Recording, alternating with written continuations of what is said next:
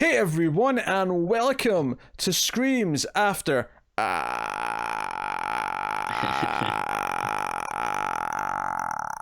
And that, my friends, ladies and gentlemen, is the extent of the connections between this film and the previous entries in the Grudge franchise, which we're going to talk about today. We're talking about this year's The Grudge reboot, remake, reimagining, requel, in your pants, up your ass, out your mouth, vomit. I don't know what I'm saying anymore.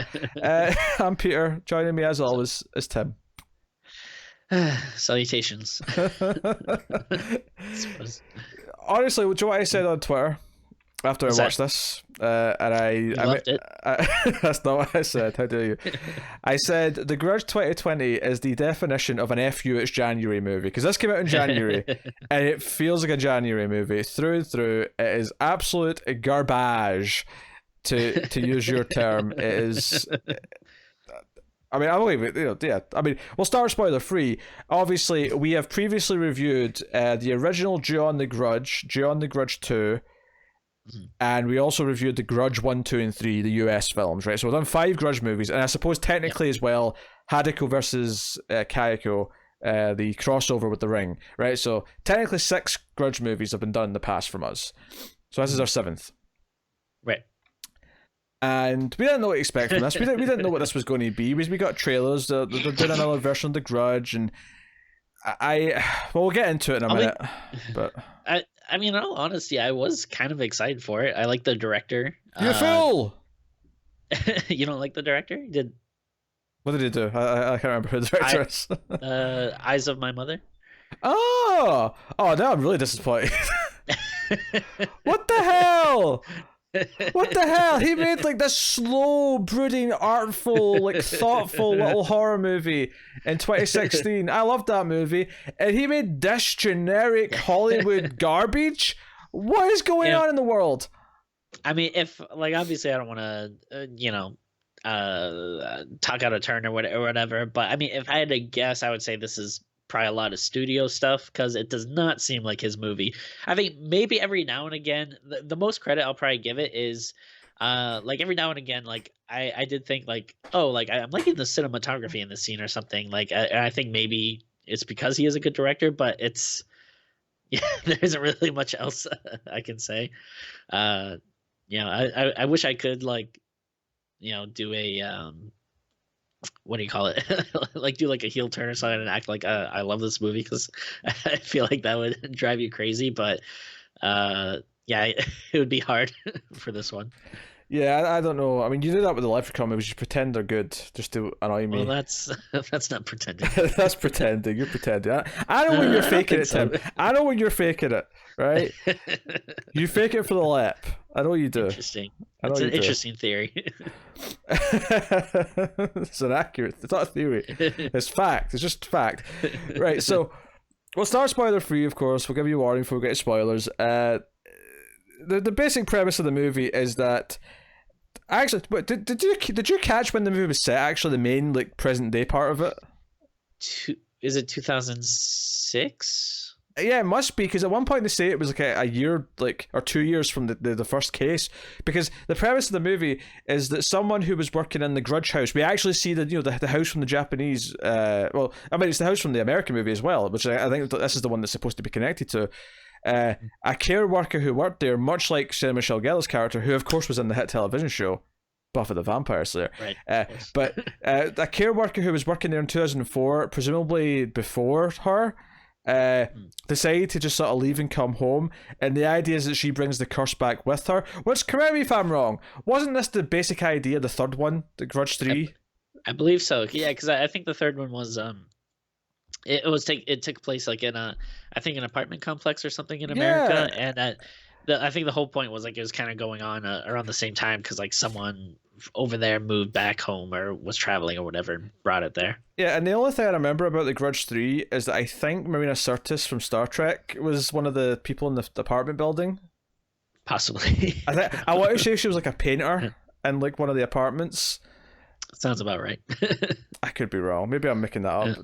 If it wasn't her, there was someone else that we recognised. There was this painter living in one of the apartments.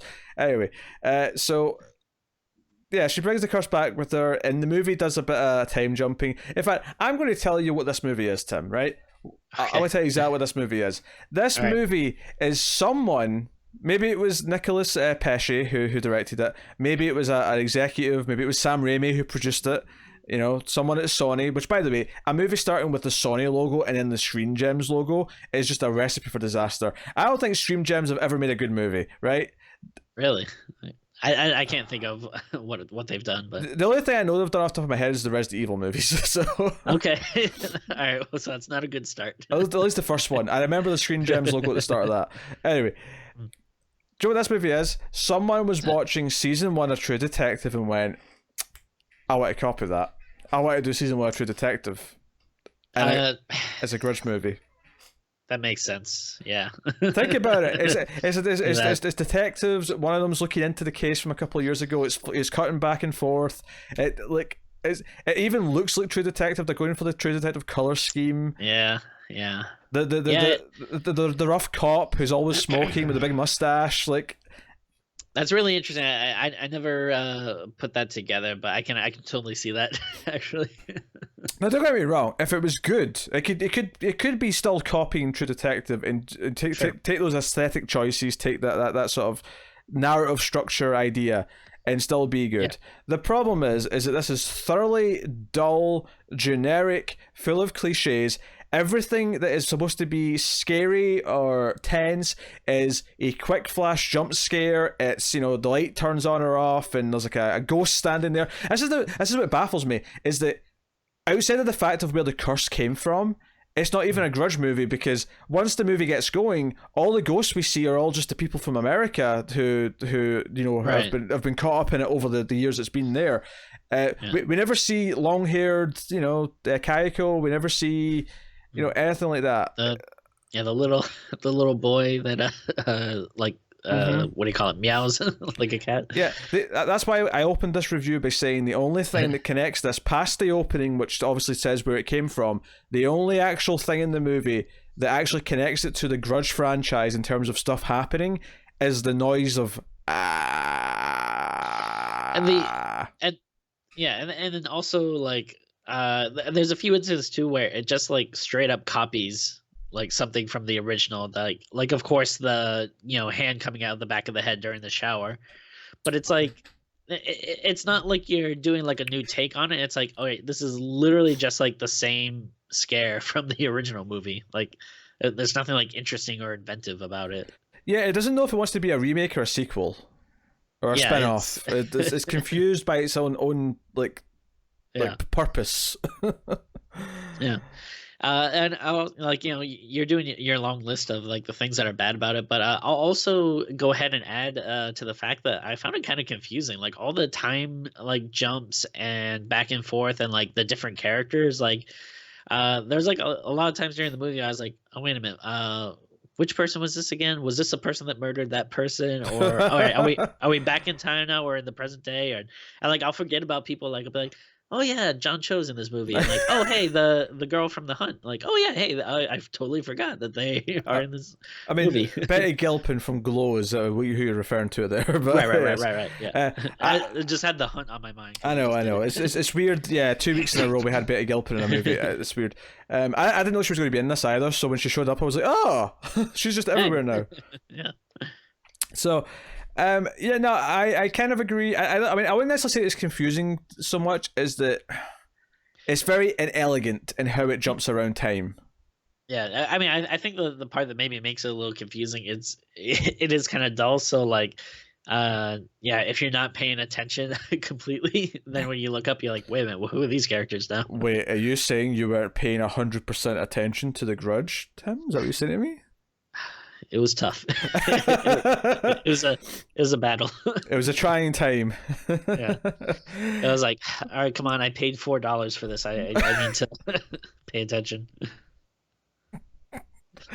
Oh dear. So what you're saying is you paid a lot more attention to The Hunt because The Hunt was a $20 rental. Is that what you're Exactly. saying? Exactly. My problems with this are numerous. I've quickly went through a bunch of them already. I think when I talk about the time jumps, it never made it clear at the start that it was, because it had big text across saying 2004, right? It Right. said 2004 for the women leaving Japan, and then we get introduced to our main character, played by Andrea Riseborough, and she is this cop who just lost her husband to cancer recently, and she's now a single mom, but she's still a detective, Detective Muldoon, which just made me think of Jurassic Park. So all movie I was going, clever girl, and she goes to her new precinct. She just moved with her son, and we're interested in her new partner, who's this gruff cop who's always smoking, and his old partner was like a victim of the curse and whatever. And they find this dead body, and it's like connected to the house where this woman who came back from Japan is. But I was confused because I thought when it jumped to her, it jumped to present day, and I thought this was like 2019, 2020. And Right. so when it started flashing back to like 2005, because it comes up saying 2005 when it goes to like a year after the first house stuff, and that's the John Cho part of the timeline. I was like confused because I was like, why does this cop look the same still? Actually, no, I tell a lie. He's still 2004. 2005 is Lin Shaye. Okay. Lin Shaye and her husband. That's 2005. Lin Shaye's in the movie, by the way. And okay, maybe it is more confusing than I was giving it credit for, because clearly it was fine when I was watching it. I was following it along well enough when I was watching it, but it got to the point where like it went back to that, and the cop's partner was there. So the partner from present day, Goodman, shows up, and he's there. I'm like, wait, he looks the same age. Why does he look the same age? It's been 15 years, and then later on in the movie, there's a line of dialogue about how that thing at the house was last year. Your cop, that thing with your partner was last year. The partner, by the way, who was who was involved in the curse, who's been gone for a while, is William Sadler, who's an actor I like. This movie's actually got a lot of. Oh yeah. Yeah, this movie has a lot of actors I like in it, annoyingly. So Yeah. No, I totally forgot he was in it. I just watched it a few days ago, but I was like really excited when he showed up because I'm a big Sadler fan. I love him, and then but yeah, he isn't really doing much in this movie. yeah, he's kind of there to be the crazy cop who became obsessed, and Goodman sort of mentions that he wasn't. He wasn't. He never went into the house. He never went in there. He was too scared of going in. Mainly because his mother was superstitious or something like that. It wasn't a particularly interesting. I think honestly, though, my biggest problem is how the scares are handled. How they're all really generic, mostly predictable, really cheesy jump scares that are just kind of like quick flash of a person or a ghost, and sometimes it'll just cut away as someone screams or something like that. I hate the visual aesthetic of the movie. Do you know what it looks like? It actually, in a way, this is almost like something I can give it credit for, is that if it actually wants to feel like it was from 2006, it feels like a bad movie from 2006. It has the look and feel of a bad 2006 horror movie. It really does. Yeah. No, I can't really argue with that. Also, I think and I mentioned this before. I don't like when like cops are like the focus of the horror movie. Like I just feel like that's not interesting. Like when you're investigating it like a detective or something. I feel like that makes it feel like less horror-y, And I mean, not to say that it can't be done, that there aren't good examples, but I mean. I was thinking of like stuff like a lot of the Saw stuff that's like like detective focus or whatever. Just I don't know. It's never that interesting. Also, I just realized the gruff cop was Demián Bichir, who was in The Nun. Oh god. I don't want to say that he's like a bad actor or anything, but I hated his performance in this movie. He was like I feel like he took such long pause in between like every word, and it's like it feels like such like a like an impression of like the cop who's seen too much shit. You know what I mean? Like it's felt like really over the top and annoying, and a lot of times I just wanted to be like, just talk faster. Like every sentence is so slow. Yeah, I like his performance. I mean, he's not a bad actor because he was fine in The Hateful Eight. I mean, I guess it's better when Tarantino's directing you and his script is better, obviously. But I feel like the movie just feels like it's going through the motions. Even like where the plot goes at the end, it's like, wait, this is just how the original kind of ended. Like, this is the exact same idea. Like, her plan to make this work is just the same thing. And the ending's just it's that, like, I don't know if this is a spoiler. I mean, maybe this is something I should say for spoilers, but I don't think it's a spoiler to say the movie has that thing where, oh, you think it's all over, nope, gotcha. Like, it has that ending, which is of course it does. The one thing I did kind of like is I liked it how it just like transitions like to the credits, and then the credits just like roll over this kind of like very peaceful, surreal shot, and like you can kind of just hear like birds and stuff in the background. I did like that, but everything leading up before that, not so much. Bizarrely, I'm going to agree and say I like how the credits started playing. Yeah. Because there was a moment actually where like it cut to this exterior shot, and I went, wait, there's more? We're not done yet? And then the credits started playing. I'm like, oh no, it's over. Oh, happy days. All right. Well, Tim's internet's been a complete dick today, so I think I was going to start fresh here with the spoiler section. I'll thank the patron producers at this time. So thank you to David Short, thank you to Alison M. Fordyce, thank you to Cindy Palacios, and thank you to Tyler Hess for being our producers. That means they're $20 or above patrons at patreon.com/MailFuzzTV, but you can be a supporter over there for as little as $1 per month, and for that $1 per month you get access to an exclusive bonus episode every month. There's a back catalogue now of about 15 or 16 episodes, so go and have a look and see if you're interested. $5 tier, you get access to episodes a day early for the movie review episodes, as well as you get getting to vote once per month on an episode. So if you're interested in keeping all the content coming, helping us out, and supporting all the shows we have, but in particular this one, then go and have a look. But yeah, so yes, spoilers for the movie. I mean, where to start, Tim? What horse shit would you like to begin with? It started at the beginning where the hand comes out of the trash bag. I'd forgotten about that. Oh dear. Is there anything else to say other than the hand comes out of a trash bag? I mean, I don't know. It's like just kind of a funny like metaphor for the movie. It's like, yeah, this is garbage. This garbage is gonna come out at you. Like that was my impression of the hand, not my fisting technique, just FYI. But it's also so funny because it's like so like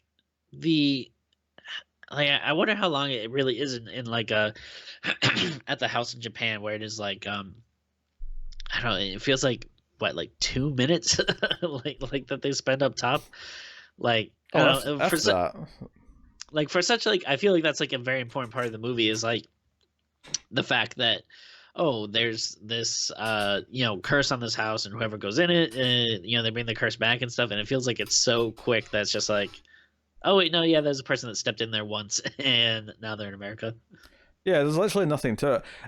Probably one of my bigger complaints about the movie, I suppose, would be that I don't think any of the characters are entertaining or interesting or likable. Like each, because it does because the Grudge was this thing where it was very much a series of vignettes, right? It was like, here's this character story with the house, here's this character story. The American remake kind of tried to shake it up a little bit and kind of kept trying to bring it back round to like a main character, because it would try to be more of a normal movie. This movie tries to do the vignette things, but kind of uses time jumps, a la True Detective, to kind of have it sort of like bounce back and forth. So instead of having each one story one by one, we're cutting in between them, so they're all kind of combining and ending around the same time, and so on. And I think it's impossible to remember exactly the order of them coming out, so I feel like we have to just kind of take each one on their own as we go. That makes sense. I think it's a very frustrating way to watch the movie. Like, for the record, you can go back and watch our original reviews, but I love the first Juad movie, and the American remake, it's fine, but like I really love that first one, and I think the way it's presented there, it flows very evenly, and it never feels like confusing or frustrating, versus here where it just feels like a real misfire the way they present it. I don't know if they think like, oh, doing it this way will make it more interesting, but honestly, it just felt more annoying to me than anything. But yeah, I don't know if you want to do like because like who would the characters be then? I guess we have like Lynn Shaye and her husband. Yeah, them and the assisted suicide helper person.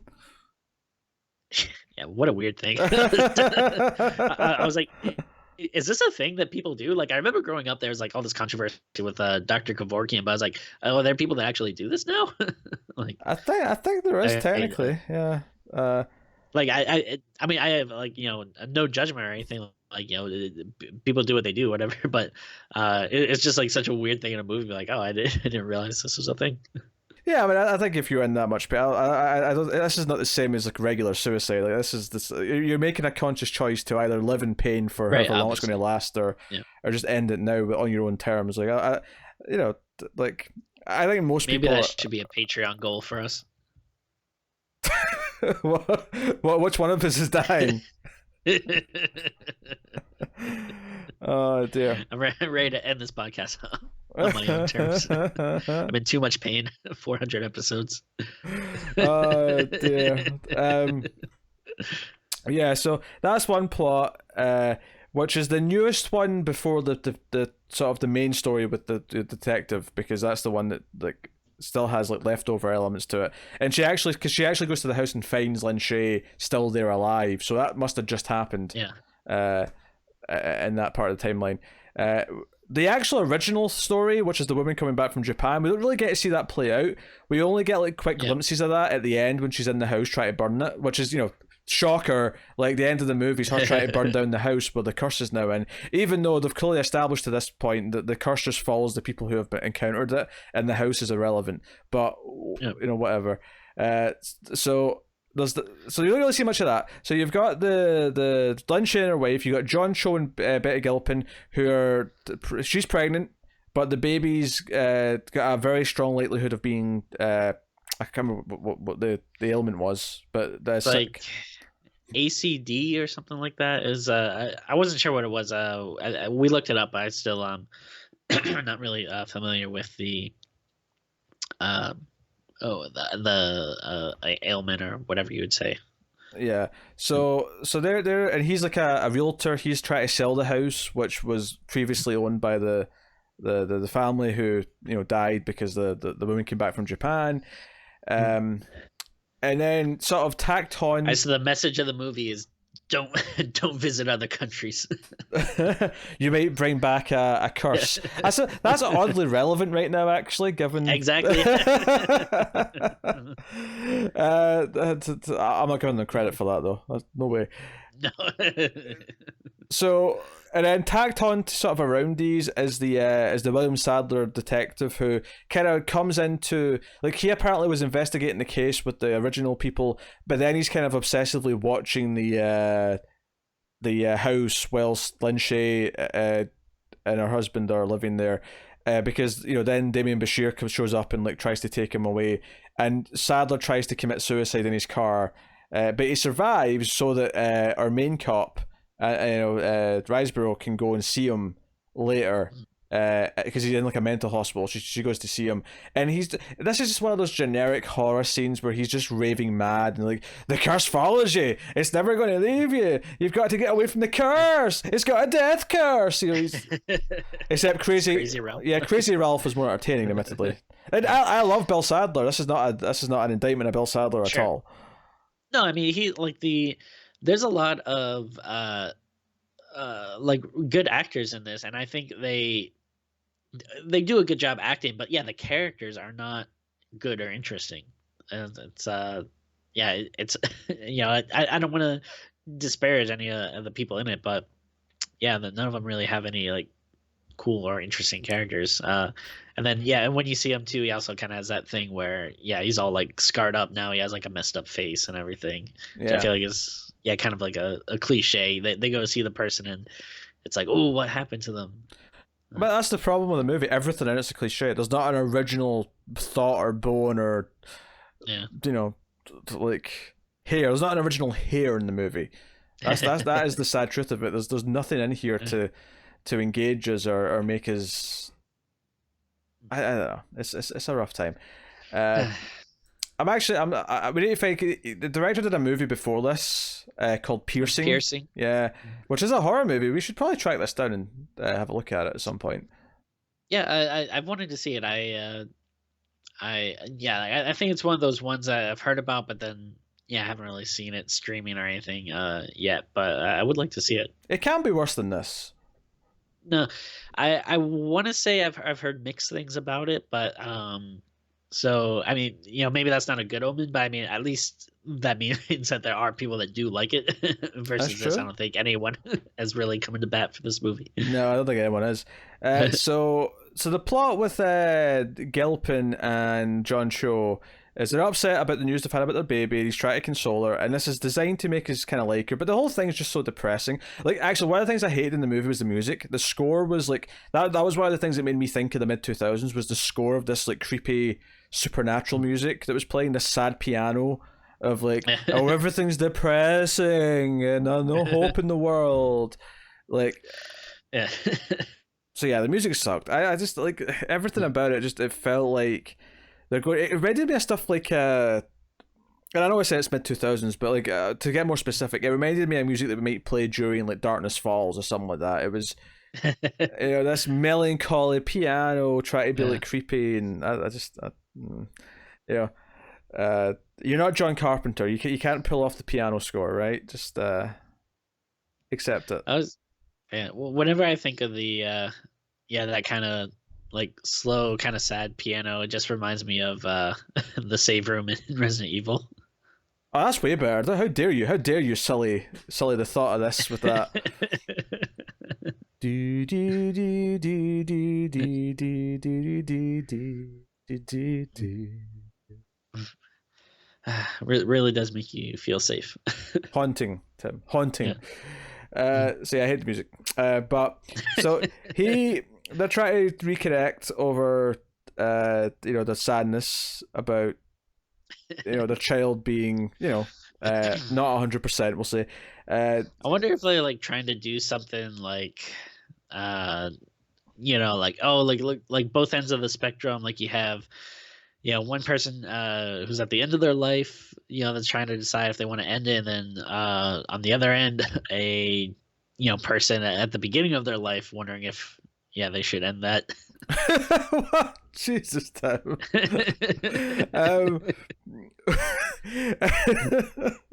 So basically he goes by the house to drop off keys. The parents aren't there. The ghost girl of the previous family's there. He thinks he has to sort of stay there to help her.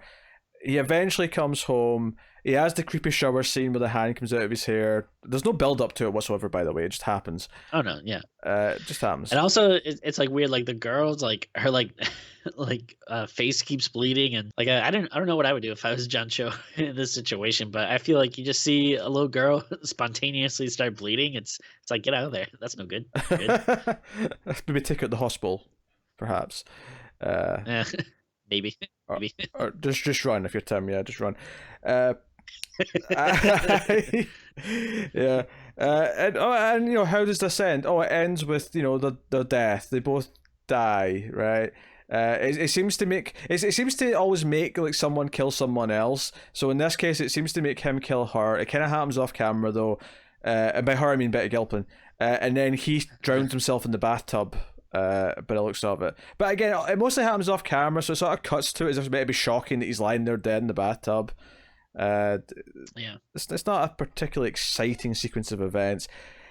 The euthanasia plot, or lack thereof, is that the husband wants to find out if Lynn Shaye can be put out to pasture, and the woman refuses to do it because she's not like all there. She can't make the choice for herself because she's too delirious. They never specify what she has. I mean, you can probably assume Alzheimer's, but it's hard to tell. Well, no, I think the idea was that she didn't have anything, but she was interacting with these ghosts, and when other people can't see the ghosts, you assume that that means they're not all there, because she's like playing peekaboo with like one of the ghosts, and which is like a nod to the first movie. Like there's an old person that was doing that in the first movie as well. Okay, let me rephrase. From her perspective, she's not all there. Therefore, Sure. she's not willing to do it. It was the point I was making, Tim. Yeah. Oh, sure. I have no strong feelings on whether or not she actually is, losing it or not. Given the fact that the ghost make her kill her husband, because most of this plot again is like him talking to the euthanasia person and her saying, "I'll still stick around and see if I can help and give some comfort," and then she offers to go to the store and get them some stuff. Like, what is this job that she has? Like, she basically is just like, "I'll come hang out with you." But of course, then eventually, Shaye kills her husband. Again, we don't see this. The woman gets up in the middle of the night and sees him lying there dead, which is the dead body that Riseborough finds at the start of the movie when she goes to visit the house. And she gets in her car and drives off, and that's the body that the police found in the car randomly, down this road in the forest. You mean the euthanasia lady drives off? Yes. Yeah. Okay. Yes. Shaye's still in the house, just being kind of crazy. She cuts off her fingers. She cuts off her fingers, and she's being kind of crazy, which is something that again Andrea Riseborough finds early on in the movie. Once she finds out about the house, she goes and checks out the house. And finds out this stuff. And then, other than that, like, I actually, at the start of the movie, there was a scene with her and her kid, and I thought, oh, this kid's a terrible actor. And then I forgot he was a terrible actor because he's kind of missing. He's just kind of quiet for most of the movie, and he's not there. And then at the end of the movie, when he's actually in a big dramatic scene with her and he's yelling at her that he's scared or whatever, I was like, oh my god, I forgot how bad this kid was at the start of the movie. Oh, he's terrible. Shut up, stop talking, child. Shut your mouth. You're so hard on kid actors. Because sometimes they're the worst, Tim. Well, they're kids though. You don't want to feel like the need to drag a 8-year-old through the mud. Oh, I do. I'm all for it. Let's literally get him, tie him to a vehicle, a golf cart, get a little golf cart. I can drive a golf cart. Tie him to the golf cart, and I'll drag him through the mud. All right. I mean, I do agree. It is, there definitely are, kid actors that are better than others. But I mean, what do you want? It's they're a kid. They shouldn't be doing movies. They should be, running around the schoolyard or something. What is this, 1952? Shut up. I'm just saying. Hey, if I'm a parent with a kid who could maybe be an actor and bring money into the household at an early age, yeah, I'm doing it. Yeah, get in there and earn your keep, you little shit. Of course, he'd be a total stage mom. Giving your kid plastic surgery when they're 9. Oh dear. I mean, if I can get Firefly in some commercials or something, I would. You can make me money, Firefly. You could be a star. I have thought about that. Sometimes I'll see a dog or a cat, on the on a product in a grocery store, and I'm like my pets are way better looking than that. Yeah, Firefly. But I don't know how to get in that game. Yeah, probably not worth it. Probably stress the cat out. Not worth it. Sure. Yeah, you're good, Firefly. You're good. All right, so, So I mean, a lot of the movie from Andrea Riseborough is kind of like her looking into the cases, the investigation, reading files, talking to the partner about feeling weird and not believing in ghosts. But obviously, by the end, she's going to, because she's going to be terrified. She looks like a crazy person a couple of times because she thinks she sees a ghost or a person in the police station. She pulls out a gun, and the other guy's like, "Whoa, what are you doing? You're losing it. Go home. Get a rest." I guess it's not supposed to be, but I did think that scene was kind of funny. I mean, yeah, because then they watch the security footage back to see if there actually was anyone there, and it's just her acting all suspicious and sneaking around because she's trying to be careful. But again, horrible to watch. The entire sequence of her seeing this ghost flick on and off with a blink of an eye and stuff, and just the loud noise it would accompany. It's everything we hate about these ghost movies. So yeah, that's the thing. It doesn't even feel like a Grudge movie. After the setup, it just feels like a generic ghost demon movie, and that's it. That's all it feels like. Yeah. There's one little joke I'll give them a half point for, is that there's one day where she has to bring her son into work, and Demián Bichir's like, oh, okay, we'll find something for him to do, and he takes him into a room and they've got some DVDs. I did like the small joke that all they have is cop movies in the police station. Yeah. Like, that's all they watch is cop movies. They've got like 48 hours and like another 48 hours and stuff. Yeah. I mean, there's better cop movies, don't get me That's wrong. all right. But sure. it was a cute joke, you know. But hey, when that and how the end credits start playing are the only two positives I have, like, it's not saying a whole lot. No. I was painfully... I mean, I was bored, but that's not even the extent of it. I was also like actively annoyed at how... Like, because when it starts doing these really generic things and having this generic mid-2000s music playing and it starts doing all these little things, I get not only bored, but I'm also... I mean, if anything, I'm not bored because I'm too annoyed. I'm too annoyed to be bored. I'm annoyed because I'm like, why is this exist? What was the idea here? Like, there's some movies where you feel like they're just trying to capitalize on a name, and this is one of those movies. This I can't explain this in any other way. This is all about capitalizing on a name they own, like a property they own that they can use the name for. That's all this is. There's no idea here for a movie. It's just, no, we have this name, go make something as generic as quickly as possible so we can put it out. Yeah, it seems like weird though, because it is like, you know, again, like I really love, like, you know, the first Grudge movie, but it's not like, I don't know, it's a franchise you hear people talk about a lot. I mean, I guess that's kind of the point of what you're saying. Like, it's not like something people are clamoring for, but just because they own it, it's like, let's do it. But yeah, it's weird, and I'm curious. I wonder if this was something that was made like a couple of years ago, because it feels like one of those things that was just like probably been on a shelf for a while, and then they're finally like, all right, just release it.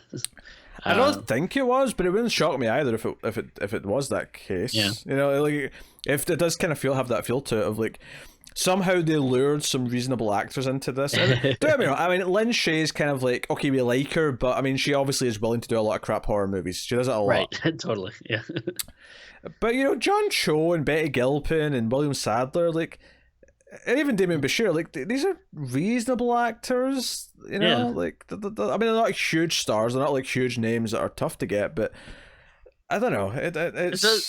It's a little more pedigree than you like. I feel like usually this movie you have like one character that is somewhat notable, but well, you mean yeah, like, to have like you mean like the Grudge 3 with Marina Sirtis from Star Trek: The Next Generation? Sure. But no, like I feel like yeah, like to have like, you know, 4 or 5 people in the movie that you're like, oh hey, I know who that is. Like that's a little surprising. I'm actually just double checking if it was Marina Sirtis that was in that movie, because it's bugging me now. Sure. It's bugging me. Shawnee Smith was in this movie? I don't remember that. Wait, this one? No, 3. Oh, The 3. Grudge 3. Okay, Marina Sirtis was in the movie, I was right, but I did not remember Shawnee Smith also being in there. She's like the second build character, so maybe she's actually an important part of the movie. I guess she is. She had all that Saw 3 fame going for her at this point. Of course. Yeah. Yeah. Do you know, Shaye Smith's one of those actors that is much older than I think she is, because like I thought she only just was getting started when Saw was coming out, and I thought she was like, you know, in her 20s then, but she wasn't at all. She was playing teenagers in like the 80s, so like, oh, yeah. you know, she's I mean, what, 1969? She's what, 51 now? There you go. Well, I mean, what can I say? We stand on Shawnee Smith. Now, let's see. I guess I'm giving her a compliment that I thought she was like 10 years, 15 years younger than she actually was for a long time. So, well, I'll pass it along to her. So, trying to think if we missed anyone there. I mean, yeah, I guess the what happened to I forget. Does the cop with the mustache is that Goodman? Yes. I forget. Does he end up living? I think he does. Yeah, I think he doesn't get involved that much. She goes to see him for advice for a couple of times, but I don't. I think he just kind of stays out of it by the end. But you know what? This is a problem that I'm not 100% sure. Like, I don't remember like how his like involvement in the movie ended. And I watched this today. I watched this mere hours ago, and I don't remember like what he did. What he was doing. I think he just stayed out of it at the end. Like he gave her some advice. Yeah.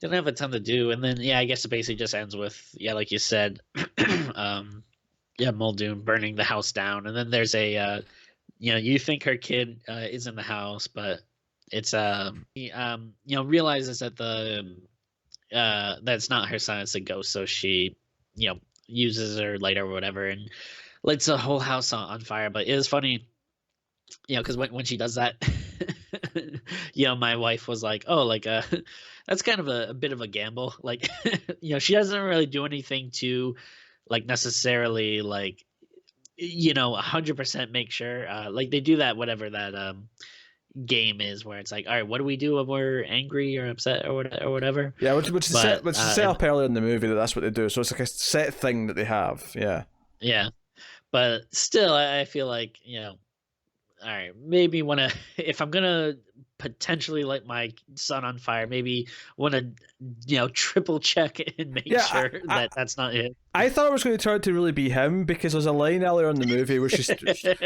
where she said what? That would have been like so great if she was like, oh shit.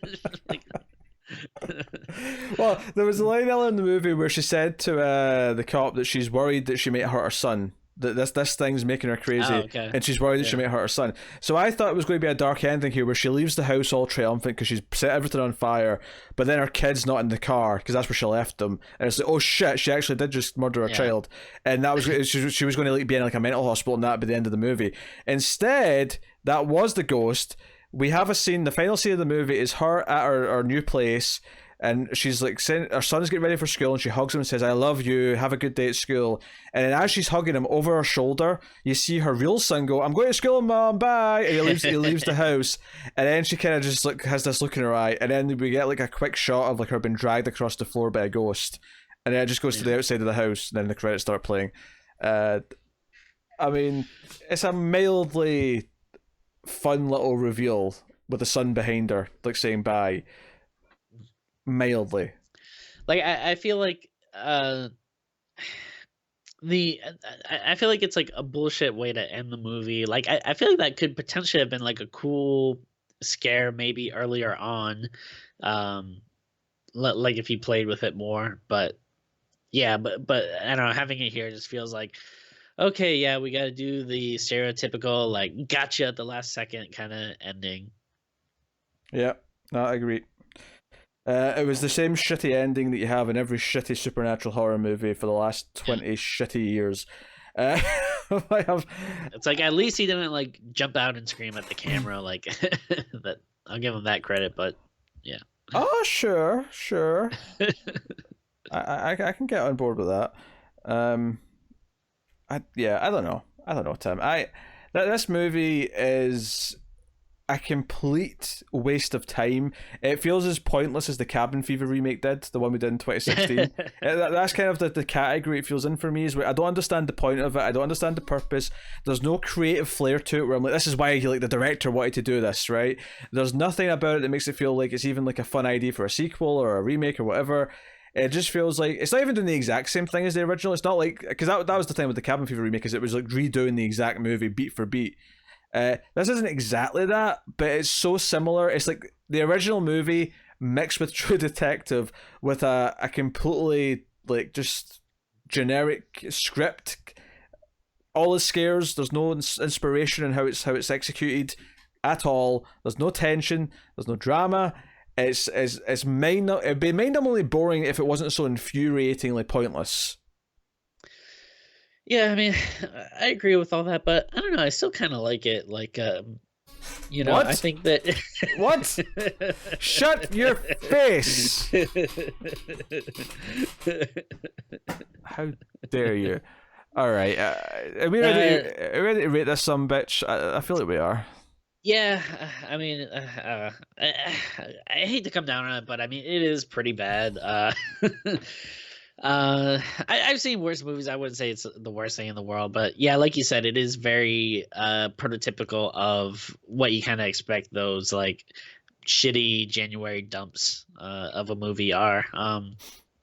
I guess if, like the most charitable I guess I could be is that, hey, it does have like, good actors and actresses in it, and and again, every now and again I think I did kind of, maybe like some cinematography here and there, which I mean, yeah, most of the movie does have that like, shitty mid 2000s kind of look to it, but every now and again I'd be like, oh, that's like a cool shot or something. But yeah, unfortunately very few and far in between. And and yeah, I mean, maybe little stuff like the end credits I kind of like, but very, very minuscule stuff. It's, yeah, very trying really hard to pick out some slight positives in what is ultimately just a annoying, generic, kind of weird, confusing, frenetic, messy movie. So with all that being said, I guess 2.5. I am shocked this got a theatrical release. I really am. It feels like a direct-to-video movie. It just does. I think the third one was like direct-to-video. It was. And this, honestly, like I think the third one might be better. And No, I really I hated the third one. Yeah, the third one was shit, but I think I like the third one as well more than this. Yeah. I may like 3 more than 2. I can't remember how I felt about 2. I feel like I hated 2 as well. It feels so. Those sequels are so forgettable. I can't even like properly remember them that much. I feel like I hated both 2 and 3, but I may have slightly preferred 3. But I mean, I have no idea. Go back and check those reviews to see how I felt, because I don't remember. Yeah. Well, 2 wasn't the one with was it Bill Pullman in it, or was he in that first one? He was in the first one. Sarah Michelle Gellar did come back for a couple of scenes in the second one, but I couldn't tell you what the plot of the second one is off the top of my head. I remember the third one's in an apartment building, and that's it. Yeah, that's. I'm trying to think. Really, it feels so escape from my brain. Yeah. The only Escape from My Brain, that is the new film in the Escape from New York franchise. Escape from My Brain. So I'm going to give it a straight 2 out of 10. Why is it not less? Because I've seen worse. That is ultimately the only reason why it's not lower. Is this is the definition of a 2 out of 10 for me. Is absolute garbage. It's about as garbage as you can get before you start having like bad sound mixing and like like boom mics just in the shot all the time. Like this is as bad as you can get on like a professional level. Terrible. The only other brief thing I'll give it is that the actress who plays the girl who's like a ghost for most of the movie, her name is Zoe Fish, and that's a great name. Okay. Cool. Zoe Fish. So there you go. And Andrea Riseborough, you were better in Mandy being married to Nicolas Cage as the titular Mandy. Oh, I didn't even realize that was her. Oh yeah, that's her. Yeah. It's because she doesn't look like she's like staring into like the vacuum of space the entire time. That's why you didn't recognize it was her. All right. The whole cop angle just doesn't interest me. I know. I get it. All right. Movie sucks. Let's move on with the lives. Thank you very much for joining us. You can, of course, let us know what you thought. Do you think it'll end up making either our best or worst of 2020 list? It's got a shot at one of them. I mean, if not enough movies come out, then maybe it will unfortunately be on the best of as well. Oh my god. If we only see like 12 new horror movies because they all get cancelled this year, then I suppose it's possible that it could be like number 7 on the best, but also number 4 on the worst. Oh my god. That'd be a really bad year. Oh dear. Anyway, let us know what you think of the movie in the comments below if you've seen it. You can like and subscribe, all that stuff. I know yeah, some of our because I was tweeting about it from the Screams Twitter while I was watching. I know it did have some defenders. Yeah, I know Keith was tweeting that he really liked it. So sorry that we were kind of trashing it. For someone who goes by the name Bored Now on YouTube, he certainly has some interesting movie tastes. Yes, so we mentioned Patreon earlier. Support us on Patreon. We always love it if you do. But you can support us in other ways. Rate the podcast on Apple Podcasts. Give us 5 stars and a review. Get us on Twitter at ScreamsMidnight, as Tim was just sort of pimping it out there by stealthily saying, hey, I was doing funny things on Twitter. What's funny, if you go back and you look at the tweets from the Friday that I did it, I was like, I started off by going like, hey guys, maybe I'll do like a live tweet along while I watch it, and then like 5 minutes in, I was like, hey guys, it's a little hard to pay attention and tweet at the same time, so I'll just end this here. That is such a Tim thing. So I have to ask, was that an intentional joke, or did you genuinely thought you were going to do it and then decide, oh no, this is actually hard to pay attention, I'm going to have to stop? It was a I was thinking about it was a little unintentional because yeah, I did think like after a while, like when I posted like two things and then I kept having to be like, oh wait, man, I gotta rewind because I missed something. I missed like what time, like what year are we in now? Who are these characters now? So I'm like, I can't do this like the whole movie. Wait, so 5 minutes into this movie, you were basically that Robin Williams gif from Jumanji? What year is it? Oh, sure, yeah. But then I thought that was kind of funny though, then to be just to start that and then tell me that 5 minutes out of the movie before you gave up tweeting. All right, so yeah, at Screams Midnight for those gems. You can, of course, check out other content from us. I do a science fiction movie podcast with Tara called The Atomic Cinema Experiment, kind of a sister show to this one, sci-fi movies instead of horror, so go check that out. But that is us, so thank you once again for watching or listening. We always appreciate it. Keep watching scary movies, guys, and we will see you next time.